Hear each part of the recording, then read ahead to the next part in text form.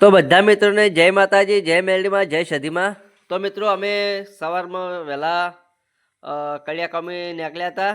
તો અમને આજે થોડુંક મોડું થઈ ગયું છે, એટલે અમારે કારીગરો તો નીકળી ગયા છે।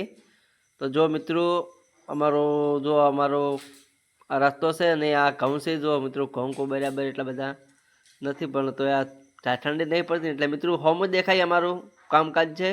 તો અમે તમને અમારું કામ બતાવીશું। તો મિત્રો જો અમારું કામકાજ તો ચાલુ છે। કારીગરો વહેલા પૈસા હેડાડ્યા હતા। જો કાકો હોમે ઊભા છે।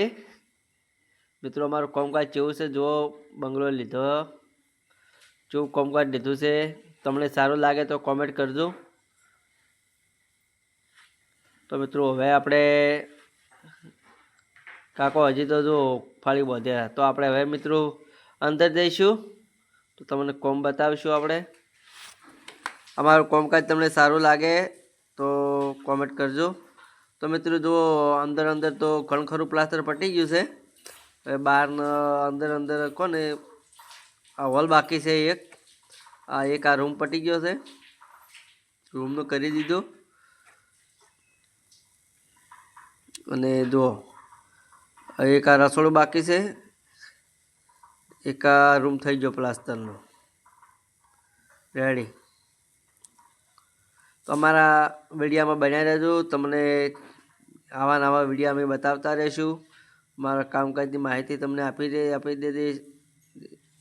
આપતા રહીશું મિત્રો।